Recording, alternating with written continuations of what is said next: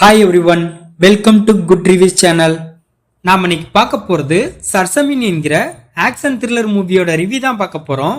இந்த படத்தோட கதை என்னன்னா, படத்தோட ஹீரோ பிருத்திவிராஜ் ஆர்மி ஆபீசரா இருக்காரு. பிருத்திவிராஜுக்கு நாட்டுப்பற்று ரொம்பவே அதிகம். இந்தியாவுக்கு எதிராக தீவிரவாதிகள் அட்டாக் பண்ணா அவங்கள கொலையும் செய்யறாரு. பிருத்திவிராஜும் கஜோலும் கணவன் மனைவியா இருக்காங்க. இவங்களுக்கு இப்ராஹிம்னு பையன் இருக்கான். அந்த பையன் நிறைய விஷயத்துல போல்டா இல்லாதனால பிருத்திவிராஜுக்கும் இப்ராஹிமுக்கும் இடையில மனக்கசப்பு இருக்கு. ஒரு தருணத்துல இப்ராஹிம் தொலைஞ்சு போயிருந்தாரு. தொலைஞ்சு போன இப்ராஹிம் 8 வருஷம் கழிச்சு திரும்பவும் அவனோட ஃபேமிலிக்கு கிடைக்கிறாரு.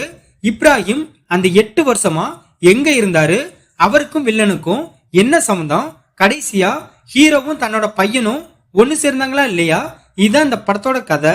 இந்த படத்தோட பிளஸ் படத்தோட கதை ஆக்ஷன் த்ரில்லருக்கு ஏத்த மாதிரி ஓரளவு பரவலாம இருக்கு.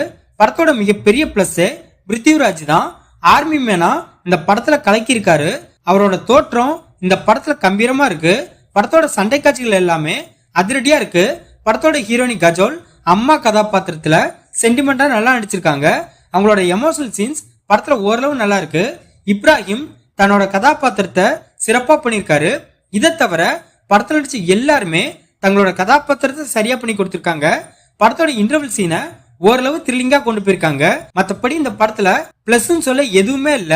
இந்த படத்தோட மைனஸ் மோஸ்ட்லி பெரிய நடிகர்களோட ஹிந்தி படம்னாலே அந்த ஜானர் ஆக்ஷன் த்ரில்லரா தான் இருக்கு.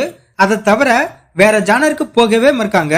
யதார்த்தமான வாழ்வியல் படங்களை ஹிந்தி சினிமாவில இப்போதைக்கு பார்க்கவே முடியல. இன்னைய காலகட்டத்தில் வர ஹிந்தி மூவி ஃபுல்லாமே ஒரே மாதிரி தான் இருக்கு. அதனாலேயே படம் பார்க்குற நமக்கு பெரிய சலிப்பு உண்டாகுது.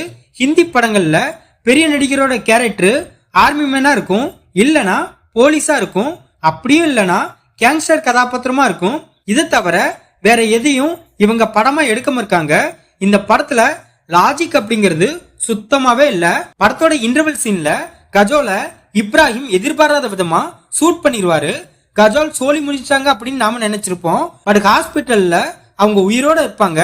அது மட்டும் பரவாயில்ல, கிளைமேக்ஸ்ல ஹீரோவும் ஹீரோவோட பையனும் 3 புல்லட்டை நெஞ்சில வாங்கிட்டு அசால்ட்டா உயிரோட இருப்பாங்க. அது கூடவே கஜோலும் வயிற்றுல 5-6 கத்தி குத்த வாங்கிட்டு உயிரோட இருப்பாங்க. இதுவும் என்ன லாஜிக்னே தெரியல.